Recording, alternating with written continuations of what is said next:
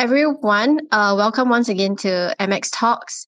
I'm Dion, your host, and joined with me is Jemmy, my co-host. And today we have an exciting lineup of speakers who will be able to shed some light on the whole Dox-to-earn controversy. I think maybe some of you have heard, some of you haven't. So we'll give an introduction. But before we begin, Jemmy, would you like to introduce MarginX to our speakers? Oh, sorry, to our listeners. Oh, yeah, of course. So MarginX is a Cosmos-based DEX built on FunctionX network, and it seeks to be the trendiest DEX on Cosmos. We are going through some minor upgrades right now, so stay tuned for new listings and announcement in the coming weeks. For more information, you can always visit us at marginx.io. Nice, thanks, Jeremy. Okay, so let's get right into it. We'll let our speakers introduce themselves. We have a total of 4 speakers with us today. For each of the speakers, could you please tell us what you do and share with us your experience with data on Web3? So we can start with Magjan. Can you also let me know how you would like me to pronounce your name? Yeah, Magjan, please. Yeah, you're pronouncing correct. Thanks. Thanks for having me. My name is Marjan. I'm co-founder at Oracles. We specialize in data analytics. Currently, we are looking at building tool sets like tools to build custom alerts and finding smart monies and many other things are on the way. So we are across 17 blockchains. We're trying to integrate right now across all major Ethereum-like blockchains, as well as Cosmos, XRP, Bitcoin. Prior to this, I have co-founded IoT security-based startup in Singapore. So I have a math and security background. Well, lovely. Thanks, Mac. Lovely to have you on. Next, we have Meng Sing. Could you introduce yourself to our speakers, to our listeners today? Hi, everyone. I'm Ming Sing. Thanks for inviting me for this discussion. So I've been in equities trading, and I pivoted to the crypto industry since 2018. And within the crypto industry, I did trading and I did compliance as well. But right now, I'm part of the founding team for Soli protocol, Soli.io. This is a new project that's decentralized and privacy-focused data infrastructure. So in simple terms, our protocol enables data contributors like end users or crypto projects to monetize their data generated from their interactions in the either Web2 or Web3 space. The important thing of our protocol is that we ensure that it's permissioned and it's secured. Yeah. So I have quite a few skill sets all around. I have like some trading skill sets and I have some compliance skill sets. So yeah. All right, thank you, Ming Sing. Our next speaker is Michael. Michael, please introduce yourself. Hello. Nice to meet you guys. I'm Michael, founder of Lazy Beans. Lazy Beans is a Web3 education channel in Hong Kong. We are building the first non-tech Web3 talent hub in Hong Kong and helping people to get into the Web3 industry starting from zero. And personally, I'm also a business analyst in a Hong Kong-listed company. Design and execute some Web3 solution for Web2 company, like launching some NFT project or launching some Web2 project with some Web3 element. So nice to meet you guys. Well, nice to have you on, Michael. Well, last but not least, we have no other than Shin. Shin, please take it away. Hey, thanks. Yeah, it's good to be back. So today I'm going to be a speaker instead of the host. Yes, and for those who have been following us, you know me. I'm the core contributor of MarginX, and myself is trained in the dark arts of data science and machine learning and AI. So I'm happy to contribute to this topic today on Dox-to-earn. So yeah. All right. Okay.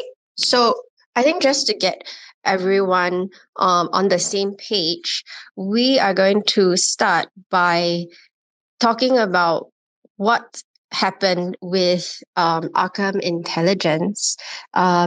Maybe one of the speakers can give us a bit of an introduction.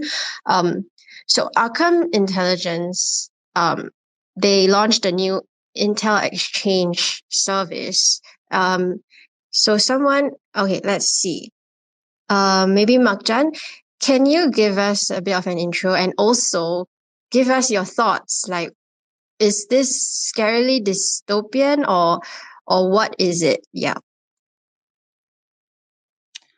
So yeah, if I'm not wrong, everything has started with one of the tweets sarcastically mentioning that Arkham Intelligence will start mapping not just your Twitter account, your email address, physical address, and other things. I think if you Google, you can basically find that tweet. So here we have found the first introduction of the Dox-to-earn sarcastically attached to Arkham Intelligence. I think when it comes to especially the privacy and especially the doxing, I find it, I'm not sure it's a bit controversial, but if you look at the history of doxing when it was introduced, right? It was introduced in 2011 by hacking group Anonymous. Basically when Anonymous exposed 7,000 politicians' history, then this whole movement has started. So history of the doxing is basically you wanna if you are the smaller guy and you believe that there is a bad guy, especially the bad guys which has power in terms of influencing. Usually it's the celebrities, politicians, and you want to expose them by putting their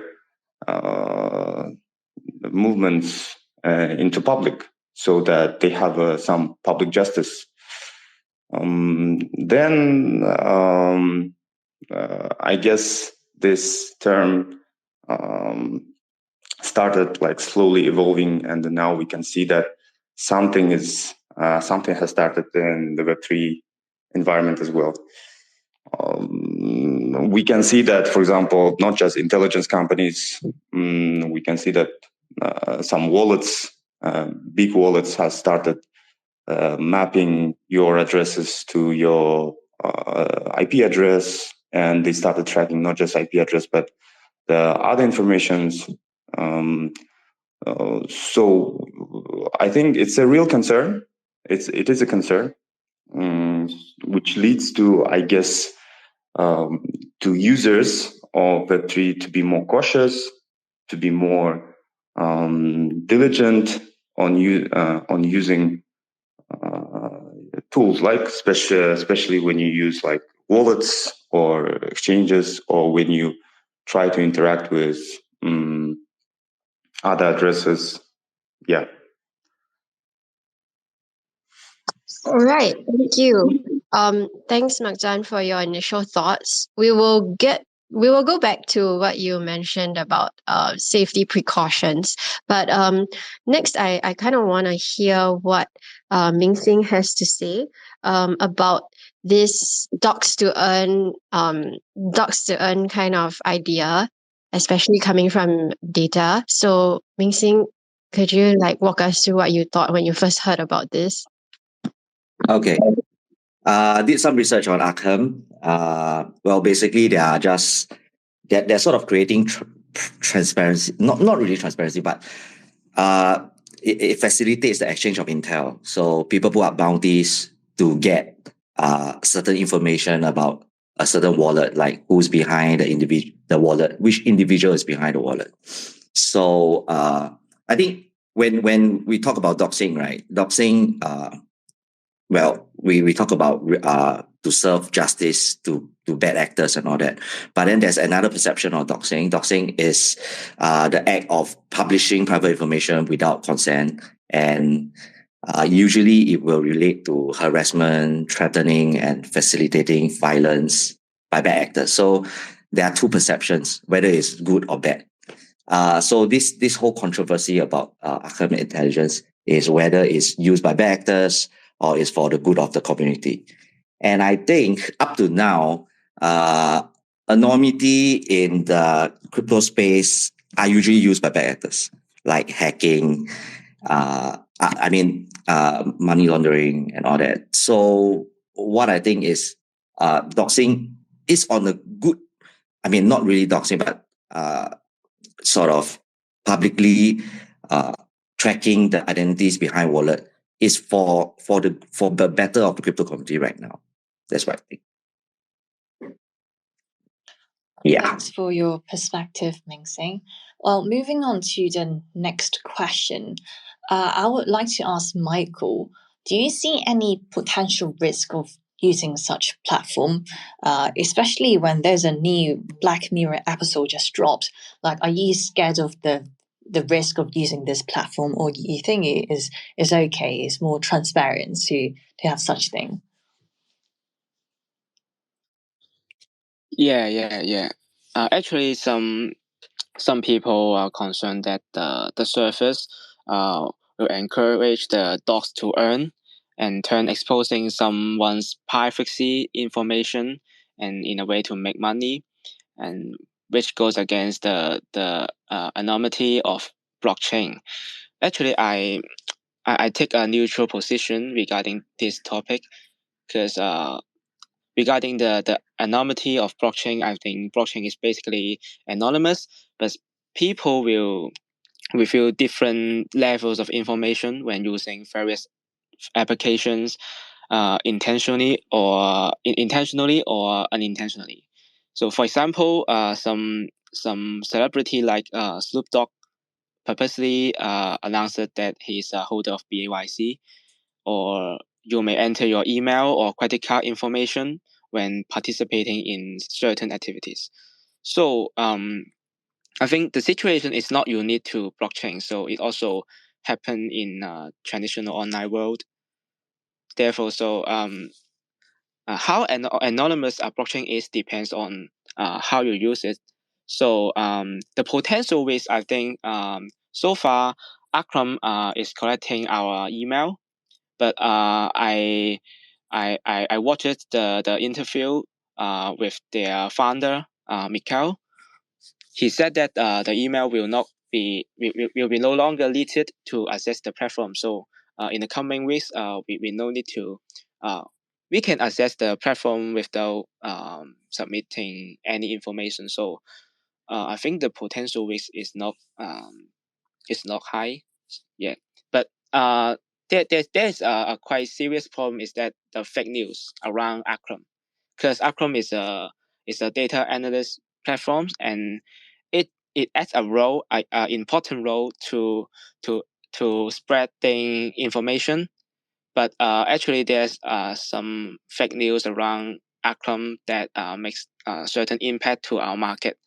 Yeah, like people put the wrong label to the wrong account and then get the wrong alert. So those kind of fake news may make certain impact to our market. Yes.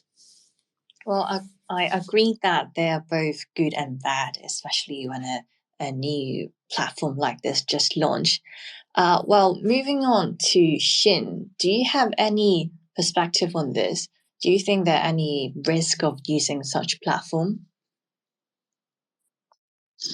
Yeah, I think thanks for the question, Jamie. I think we look at the white paper of Arkham as an example. I think the intentions are good. If you look at the objective, it's the fact that number one, I mean, blockchain is inherently transparent, right? That's the whole purpose of us using blockchain. We want it to be decentralized, anonymous, and so all the data is out there. You just have to connect the dots. And if you look at the original objective and intentions of Arkham, it's really their intention is just to connect the dots, right? To make sense of all the anonymous data out there. So in that sense, I don't think as a data analytics company, if you're trying to do that, connect the dots, helping people to make sense of all the blockchain data that's openly available to the public out there anyway, I don't think there's anything wrong with that. Now the problem comes with its Intel exchange, right? With these bounty hunters and stuff like that. I agree with our previous speakers that what this will in turn what this will turn into is that people who are only interested in this kind of bounties are typically hackers, and you have it's very difficult. At least I don't see how it can be properly controlled right now. Like what's going to be shared, what's not going to be shared, wrong label. It claims to be decentralized, but I just think that it's very hard to do that. And I think Arkham themselves admitted as much that, they will still act as the final stamp, if you will, right? To vet through the intelligence, what goes through and what not. And that's very important because how they are going to do that responsibly, and what if they wrongly mislabel, as one of our previous speakers say, what if they wrongly mislabel and cause nuisance or even defamation to other people because they mislabel someone's email? How is that going to be dealt with in a decentralized world? For me, I think that's the biggest problem. Like it's very hard to verify the authenticity of a data through a decentralized manner, right? I guess that's the reason why the C for CIA is called Central Intelligence Agency. I imagine if that is called DIA, Decentralized Intelligence Agency, how would that work? Like who are we going to listen to? I think for me that's the biggest challenge, and it might be abused. Right.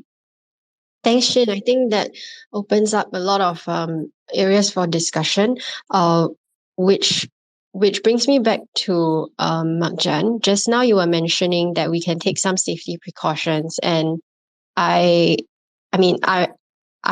became really interested because we are talking now about the risks, but we didn't really know if there were any safety measures we could take. So if you have anything to add about the risks, please do so. But also, more importantly, I kind of want to hear what you mean by safety precautions. Yeah, so when we come to the blockchain world, especially the decentralized world, we should understand first of all that there is no such thing called a regulator, or there is no such thing who you can come and complain about someone leaked your information, right?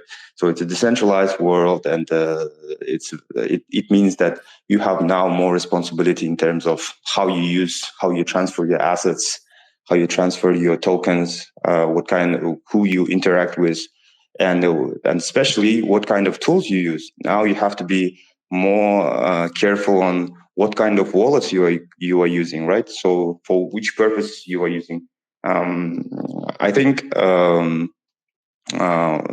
especially in the old days of the internet, main exposer of our information, I think, probably was the viruses, where when you download or you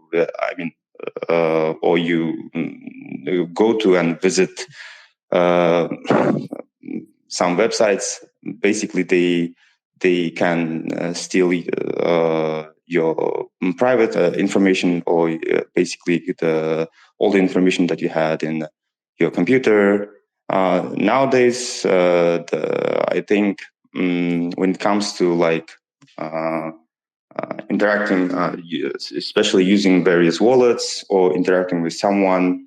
Here, I think I see that potential threats, right? So first of all, let's say if you have transferred some assets to someone and this guy wants to earn some assets in Arkham Intel, so he has subscribed, and I think he has all rights to share and this information to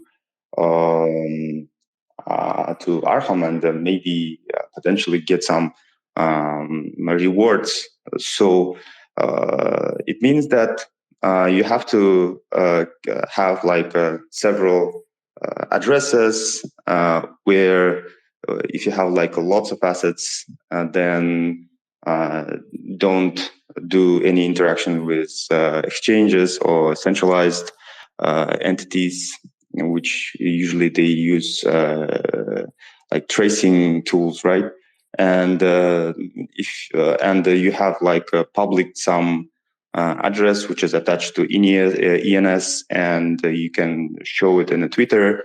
And basically, there you can do whatever interactions that you want with with services and tools or the people that you want to transfer, transact, and do some activities using that wallet and address, right? So that you are so you know that this information is public, and somehow now you can at least protect your history of transactions, your activities, which basically reveals your usually the identity to the decentralized world. And usually there are wallets which wallet providers, and so everything starts from wallets, right?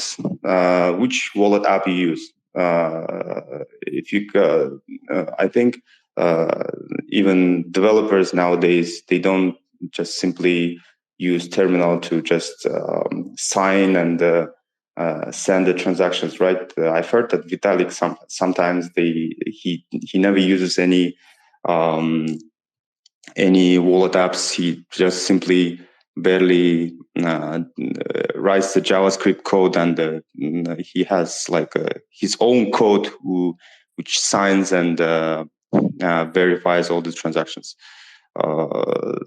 So I think for some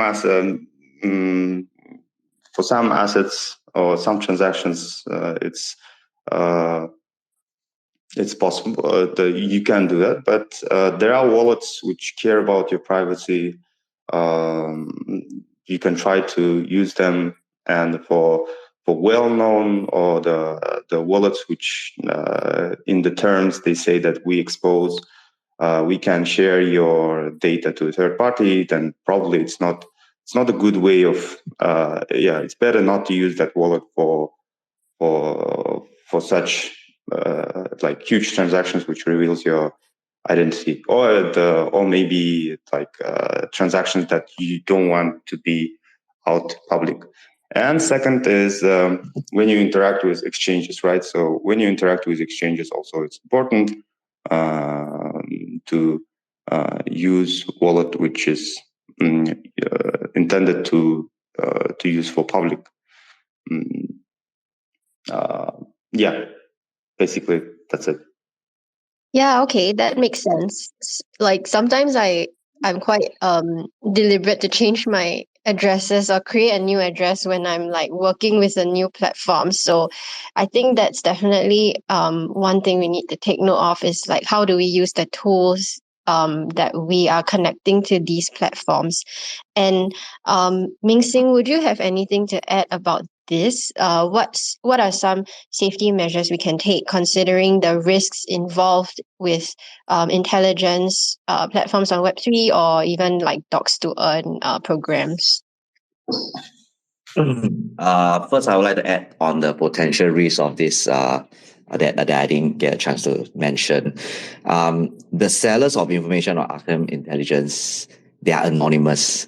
and that's removing all sorts of accountability for those people who are getting rewarded. So this definitely will promote some sort of bad actors coming in to provide unverified information, information that is not good for the community. And they have mentioned that they have a verification method to ensure that information is accurate, but it's a black box. They didn't mention any much details that I know of on verification of information. So my thoughts on information, how to be safe with keeping information. I think I work with crypto intelligence companies like before, and I get in touch with those compliance related wallet screening companies. It is difficult to hide identity if you want to be part of the financial system, because a country like Singapore, which is a financial hub, in compliance, if you deal with money, your identity has to be revealed. And if you don't want to reveal the identity, and it's a huge sum of money, there are obstacles to actually convert it to fiat, or to spend it and all that. And there's very good reason for doing that, because most people who hide their wallet addresses are bad actors at this point of time, like probability. So what I think is for us to hide, I think we have to worry for hackers. So recently the wallets, the on-chain wallets are incorporating 2FAs onto the authentication, which is a bit late, I think, because I do have friends who lost hundreds and thousands because they got remotely hacked by control of their computer, and the hackers managed to drain all the funds out of their wallets. So I think this part of the innovation is important. Yeah. Oh, thank you, Ming-Sing. There definitely a gray area when it comes to the verification process. Well, moving on to the next question, I would like to ask Michael in particular, because you mentioned you watched some interviews from the co-founder of the project, etc. But the CEO also claimed that they are just trying to boost the reputation of crypto in one of their interviews. So do you think his motive is purely just trying to prevent fraud, or there's something else that we don't know yet? Yeah, I watched that interview. Some people may doubt that the Akram company may have some relationship with governments, because one of their investor is the co-founder of Palantir. So the Palantir have some contracts with government directly. So people may concern about this issue. Their founders claim that there's no business relationship with Palantir's co-founder, and other than the fact that they're just the seed investors, the early investor. As same as the OpenAI co-founder is also of their early investor, so they have no directly collab with these two companies. So if his claim is true, so I think the outcome the outcome may not have other unclear purpose. Yes, I think the outcome is just a purely information exchange platform, an on-chain analyst platform. So of course we can keep checking, see if there's any evidence or there's any tricks that the outcome is playing. So but just from their interviews, I think this kinds of concern, it's not a serious problem. because I believe that all the information from Akram is based on the data which publicly available on blockchain. So if that's true, Akram for majority of users is just ether scan with a better UI UX, I think. Of course, except their Intel exchange market. The Intel exchange market is their it's an extra plug, I think. It's another controversial topic. So it, we use we have to do KYC when we use the CEX, but we don't have to provide any information when we use Akram. So compared to this to the CEX, I think Akram is quite nothing special, I think. Yeah. I would say Arkham is definitely very controversial. When they're about to launch, there's seriously like an uproar in the crypto space. Well, I would like to ask the next question to Shin. What do you think of Arkham? Because people are calling them snitching as a service, snitching to earn. Do you think it's ethical, or do you think it has some sort of like linkage to the CIA? I wouldn't know, to be honest. But my guess would be so I know I mentioned CIA, but trust me, I don't have any links to them, so I wouldn't know. But my guess would be that they would actually play a more important role on the other side of the intelligence community, if you will. As the previous speaker mentioned, it's it's more like a place for people like Anonymous, the hacker group, to be involved in, and it's certainly if you like all these Hollywood movies, right? In where you imagine those Hollywood movies in dystopian world, in the cyber world, and then people exchanging secret intelligence data, in one dark side of the streets, which usually looks like Tokyo. I don't know why, but imagine that kind of situation, right? And I think Arkham makes me feel a lot like that. It's more like a place to exchange intel in the dark corners and dark alleys, where you have someone can put on a bounty to know about someone, and if you can do that, why not, right? Because again, I understand that Arkham's going to vet through the data, but Arkham's role, and I think eventually they want to go through decentralized and using AI or what's not. I think eventually what they want to do is they just want to verify that. I think in the best case scenario, even if they can verify that whatever intelligence that they get is the real deal, it's true, it's not mislabeled. I give them that, right? Even in such situations where they can actually verify every piece of the data to be factually correct, even then, those data can be in the wrong hands of people. And you can imagine, I mean, the good side is that people will be always on their toes, right?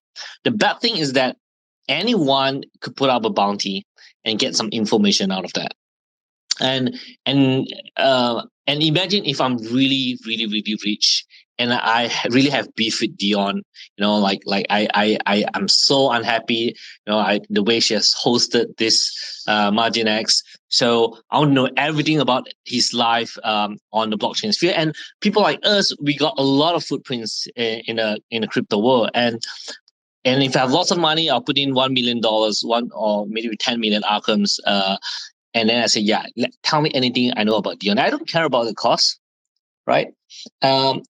And if I put a large enough bounty, I mean, surely enough, someone will come up with all those information that I want. It's not that difficult. I mean, Dion is not like a hardcore programmer like Vitalik, which takes all the precautions, as Magzan has mentioned, to prevent his data from being doxed, right? Most people like us, casual users on crypto, we do take some precautions, but not to the level of some of these professionals. So if I put up a high enough bounty, anything about me on a blockchain will be revealed. And bear in mind that this is only the beginning of the revolution of whatever's happening in blockchain. In the next couple of years, that's going to triple or even quadruple as more and more people get into the blockchain sphere. So, long story short, if I try to summarize what I'm saying, is that I think Arkham got it right by saying that this is going to be a big multi-billion dollars. But I also agree that at this point of time, I find that it's a lot more opportunities for the bad actors to abuse whatever Arkham is offering, compared to the people who's going to use it responsibly, right? My hope is that eventually, when enough bad things has happened, that they will find ways to neutralize it. But personally, I see it as a big business opportunity, but from a point of privacy, I'm not a big fan of it, to be honest. Okay, so Shin, you're saying that Arkham can verify the information. So does that mean we shouldn't be so afraid that inaccurate information will be submitted to the platform? Not at all. I mean, as one of the speakers earlier said, that it's a black box, right? Like as of now, we say it's a decentralized intelligence platform, but it is still being vetted by a centralized entity, which is Arkham themselves, and how they vet it and how they verify it, it's unknown to anyone. So imagine if this becomes huge, right? Like in a way, Arkham now becomes the purveyor of truths and facts, and that's kind of scary as well, right? So so eventually they will have to decentralize this, and they have to be transparent on their algorithm on how they verify facts. And how are they going to do this without jeopardizing their, because once you expose how you verify facts, then people will start to find loopholes in your algorithms, and it's always a constant battle between finding better algorithms and finding loopholes. And how's that going to work out? I don't see how that's going to work out. I don't know what their plan is going to be. I certainly don't see it in a white paper. So maybe certain direct facts can be verified, I guess, fairly easily. But it is the indirect facts that's very difficult to vet. So yeah, number one, I think it's difficult to vet because it's a black box. You don't know what it's doing. Number two is if they manage to come up with some kind of algorithm, then they'll be like the purveyor of facts and truths in the blockchain world, which I think that is also kind of scary. Right. Okay. So Shin just now mentioned that, I mean, besides what we talked about, which was inaccurate information, that another risk is that people who are really rich can just put out a bounty for whatever information that they want to find, and this information might not even be very necessary. It might be more personal than objective. So from the people who work with data, Mark-Jan and Ming-Sing in particular, I wanted to find out from you guys if you think there is a solution to this. What do you think the direction would be to prevent such misuse of the platform? Maybe Mark-Jan, you can start first. Yeah, thanks. So I just want to add few points on the previous topics. So I guess Intel to earn this kind of model is not a new in a sense that it existed and still exists in a world of darknet, right? There is already established business models where they have like anonymous actors, and they have their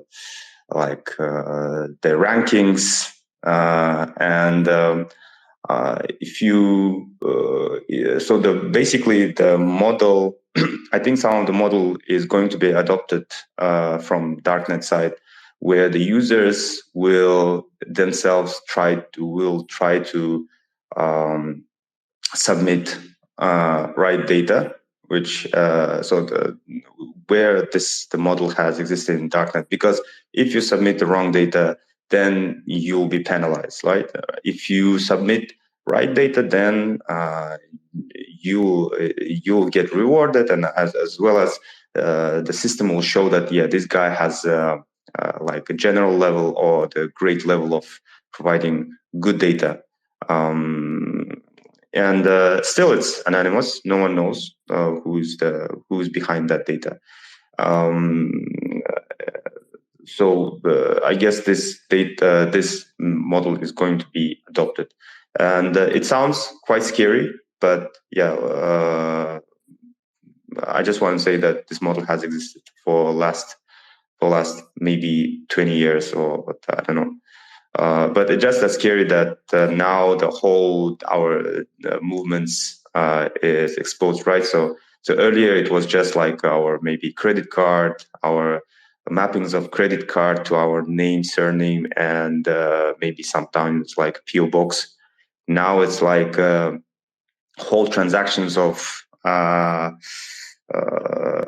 like assets that we have bought and how much assets we have. And then here it's quite scary, right? So that's why there are new solutions that are coming up. So I think one of the main solution, I think the long-term solution is zero knowledge based L2 solutions. And of course they're still the transactions are quite open, and but we are seeing that all majority L1s, the Ethereum like L1s, even the BNB, they are working on ZK EVM, especially when ZK Sync open source their technology. Now it's getting adopted. So it's a long-term solution. In the short term, of course, we have to we have to work on education. Blockchain is still risky, and I think as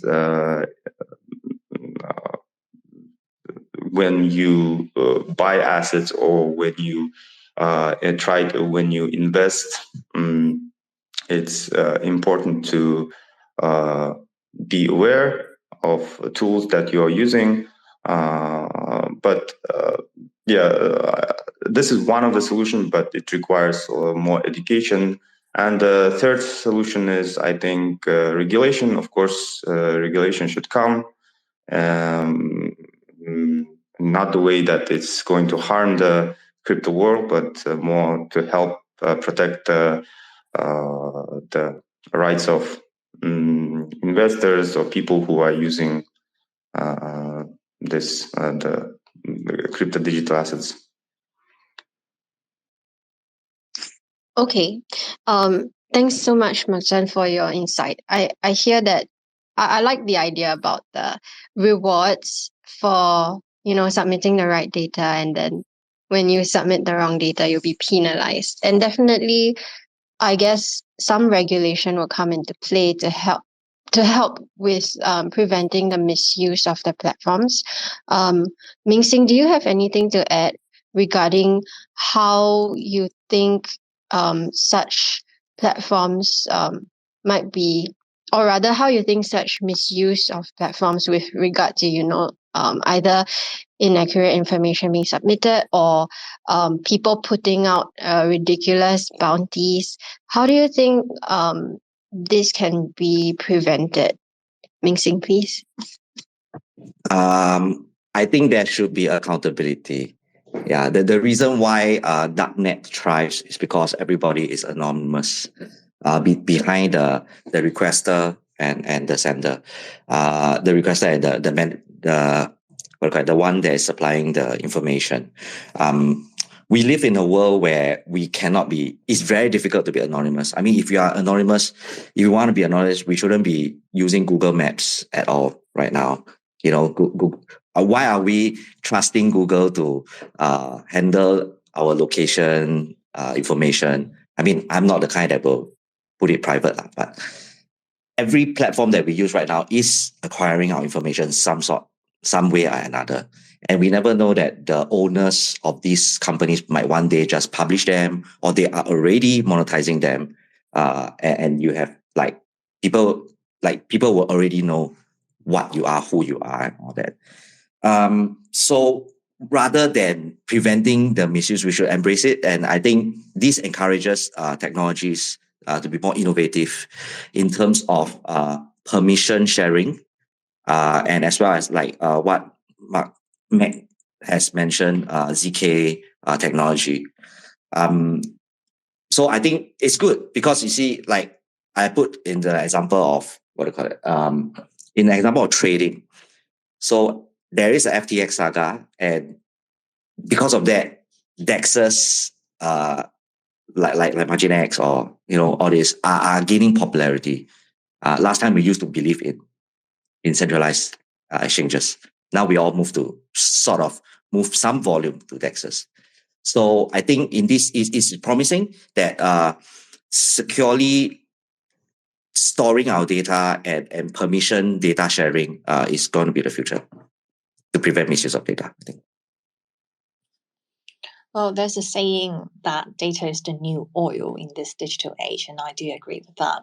Well, moving on to the next question, I would like to ask Michael, because you know that ARKM token, the Arkham token, is an IEO that launched on Binance. What are your thoughts on that? Do you see it as a good investment, or are you trying to stay away from the project? I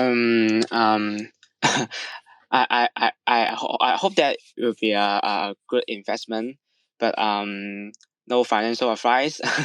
I think choosing Binance as their launch pad has their own strategic considerations, because Arkham is the first on-chain analysis tool that launched their tokens.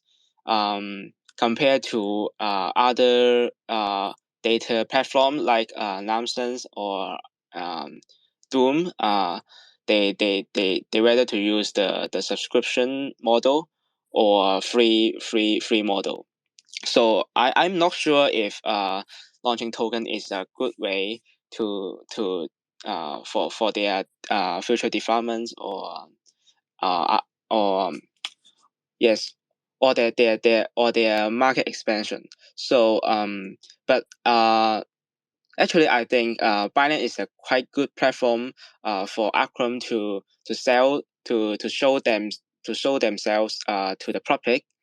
Like if their positioning is to be the substitutes of the EtherScan, I think Binance I think having partnership with Binance is a quite smart choice, because Binance have the most of the audience they need, the target audience, and of course Binance itself collect more information than Acom do. So if people are using Binance, they will also use they're also willing to use Acrom as their daily their daily on-chain analysis tool. Yes. Well, I like how you say Binance collect more info than Arkham. Well, so Shin, what are your thoughts on this? Are you buying Arkham? What do you think of Binance launching Arkham on the exchange? Yeah, I think that was really good comment. I think Binance collect more data than Arkham is currently collecting. And that's what they I digress for a while, and that's what they are very good at doing, right? Things like people like Binance and even Google, is that they collect loads of data, but they don't explicitly advertise themselves as intelligence exchange or agency. But in fact, they might be the biggest entity exchanging intelligence out there. Whereas Arkham come out in a very openly and directly and say, yeah, we're trading intelligence. and then they sometimes get all the backlash from the community for doing so. And we forgot about Google and the other big entities like Binance. As for the tokens that you mentioned, same comment, not a financial advice, but personally for me, it's good to be speculative. But like what we do in MarginX, if you notice, we don't have our own token, because I'm not a big fan of launching a project together with the token and then make it such that one of your key revenue or key value of your project depends on how inflationary your token is going to be. Because I just feel that I know a lot of projects do that, but I just feel that that's at least in the future, I hope that's not where blockchain projects are going to go, where everyone is just going to launch a project and then they're going to accompany some sort of tokens, and their hope is that through the activity of a project, that token is going to increase in value. And then more likely than not, the founders and the foundations of the tokens will sell some of it, and it's like a share, and then they make a profit out of the appreciation of the price. And then there will be an argument with the SEC. Then is that considered stocks or not? Because you're holding a token as representative of the company's or project value that appreciates, as a project do well. I don't like to get into all those kind of conversation. Which is why, if you notice, our project MarginX, we don't issue our own token. We don't believe in that. We believe like we will earn fees and our value through more intrinsic way rather than selling tokens. That's point number one. Point number two is I'm not sure how that's going to play it out, because if the Arkham token becomes really, really expensive, and then suddenly your bounty is going to worth a lot more than it should be, for example. So I don't know how they're going to control that. But thirdly and lastly, as a speculative coin, why not? I mean, like Binance have listed more volatile coins than Arkham, so they can do whatever they want, and Arkham is probably not the most volatile coins that's out there that you can speculate. So not a financial advice, but as a project contributor, I'm not a big fan of issuing a token alongside with our project. Right. Okay. Okay. Sorry. I noticed that Mark Jan became a listener, but now he's a speaker again. So all good. I just wanted to wrap up this conversation with one last question for all the speakers. This is regarding Arkham's tagline on their website, this is for the Intel Exchange platform, which is de-anonymizing the blockchain. And I know we have spoken a lot about anonymity and accountability in this discussion. So I just wanted to get some final thoughts from all the speakers. What do you believe? Anonymity or de-anonymity in the blockchain? Mark Jan, we can start with you first. So I still see that the blockchain is the place where it should be anonymous, and everyone who strives to build something in blockchain should be anonymous. So I'm more towards that, but towards that part. Of course, we understand that there's going to be the people who will try to de-anonymize, and the people who are trying to anonymize. And since it's a free market, of course, you can't stop the people who has a belief that it should be de-anonymized.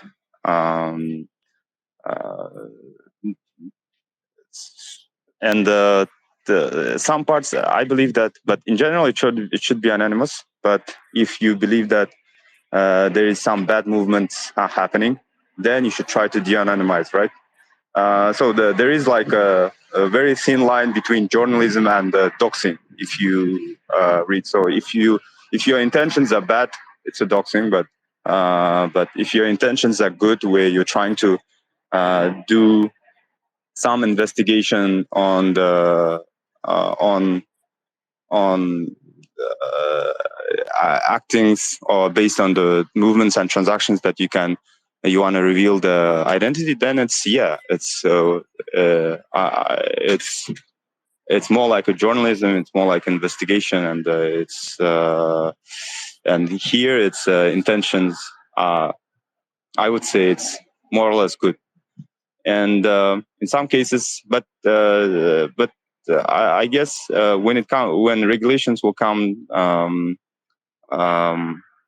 it will be so the I think regulation will dictate some of the rules, the games of rules where rules of games. Sorry, where which part should be anonymized, which part should be de-anonymized. I mean, look, even in our traditional financial system, right?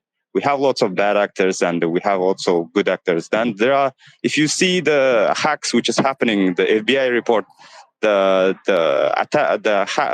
bad stuff which is happening is much more worse in the traditional system compared to like crypto world. And I totally disagree with the part that right now the crypto is used only by bad actors. It's not true. It's just that there are lots of people who are scared of and they have lots of assets, and it's just that they're scared that or maybe they just don't want to reveal their assets that they have to outside the world. The first thing. The second thing, why they should reveal, right? So even our financial system is it works in the same way. So no one, we shouldn't, we don't know for example, our co-workers' salary and who earns how much. And the banks, that's why they strictly follow and they share that information only in required like when there is some bad acting happened and there is a request from the regulator only, then the banks are allowed to share that information. But there is a bank secrecy that usually the mostly banks follow, and that's why I think that if we talk about like adoption and the privacy is important, but I think we have we will get there. It's just that it takes time. But right now, as it at its moment of Web3 world where everything in experimental mode, I'm more towards like having at least option where I have a like where I can anonymize myself or where I can de-anonymize myself.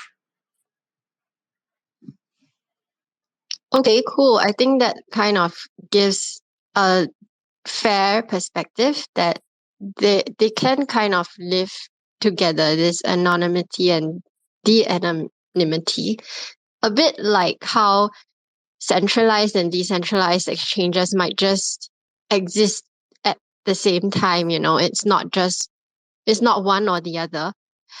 And next, I'm curious to hear what Ming-Sing has to say about this. Do you think it's one or the other, or is it both? Okay. I'm actually I like to be low profile, and I really love the idea of being anonymous. And anonymity is great. No pressure. But for the better of the crypto community, I think de-anonymity is definitely good for blockchain right now at this point of time, because I've been in the traditional finance, and I know that there are a lot of compliance. In order for money to come into the crypto for development, I'm all for the money. So institutional involvement is extremely important, and they have a lot of compliance controls on for the regulators in order to be part of the investment. So not only that, and government also gives support if you are not anonymous, and it will sort of de-anonymity sort of will prevent the hacking from coming in, because there's no way for the stolen funds to be legitimate. So I like to be anonymous, but for the better of the industry, I think at this point in time, de-anonymity is better for the blockchain, for the crypto industry. Yeah. Okay, thank you. Thanks, Mixu, for sharing your thoughts. Michael, what do you think about this? Do you believe more in anonymity or de-anonymity in the blockchain? I believe that blockchain offers a higher level of anonymity compared to traditional methods, but it may not always provide complete anonymity. So given that blockchain is expected to accommodate the majority of roles populations in the future, there will likely be various applications that require different levels of disclosure of personal information. So rather than saying that blockchain is inherently anonymous, it is more accurate to say that blockchain provides a choice for people to maintain a high level of anonymous through the use of private chains or some personal and encryption methods, among other options. So personally, I like anonymous. I think that's quite cool. And I don't want my private information to be exposed. But I quite agree that Ming said that the anonymity is quite important at this point of time, because blockchain have to spread to the public. We have let more people to know the feature and the function and the advantage they use when they use blockchain. So we have to as an educator, we have to show to the public that what kind of function and what kind of feature you may use in the blockchain, both the anonymous part or not. Yes. For more safety, for your privacy, you can use different kinds of method in blockchain. But for convenience or for some public use, you inevitably have to provide a certain level of information. Yes, so I think blockchain is quite good, and the good point is that it provides a choice for us. Yes, that's it. Thank you. Thanks so much, Michael, for sharing with us your thoughts. Lastly, we have Shin. Shin, maybe you can wrap this up for us by letting us know whether you believe in anonymity or de-anonymity in the blockchain. Yeah, sure. I agree with all of this. Yeah, we're all here in blockchain share because we believe in anonymity. I think that's one of the best things that has happened. Especially for people who's doing DeFi, we all treasure the anonymity that this space has given to us. So I think it's important that we preserve that. There's always a caveat, right? So the caveat is that, and I believe those who have followed me long enough knows that I believe it's not always a black and white situation. It's always more of a gray area. I do think that to help adoption to the masses, part of our whatever we're doing in the crypto space has to be de-anonymized. And I guess the debate is still ongoing of how much we should do that and what we should do that. Because to a point that was raised earlier as well, is that when you're doing trading in the real world, in the TradeFi world, eKYC and stuff like that, it's quite common. I don't think anyone should be allowed to do absolutely whatever they want. I think absolute freedom does not exist even in the crypto world. But I think in the crypto world, we want to preserve as much freedom and anonymity as and make it as decentralized as possible. So there must be a balance there. All right. I don't know whether that balance is 90-10, 99-1, or is it 80-20, but it's definitely going to be more than 50% or even more than 60%. So yes, I do believe in anonymity, and I think that's important. All right, that was amazing, but unfortunately, that's all we got time for. I've certainly learned a lot from all of our speakers today. I hope our listeners did learn something too. Make sure to follow all of our speakers on Twitter, and also make sure to follow MarginX. We'll be hosting here regularly, so follow us to know when our next Twitter space will be. I hope to see you guys again, and thank you everyone for attending this discussion. We'll talk soon next time. Thank you. Thanks to all our speakers. Thanks. Thank you.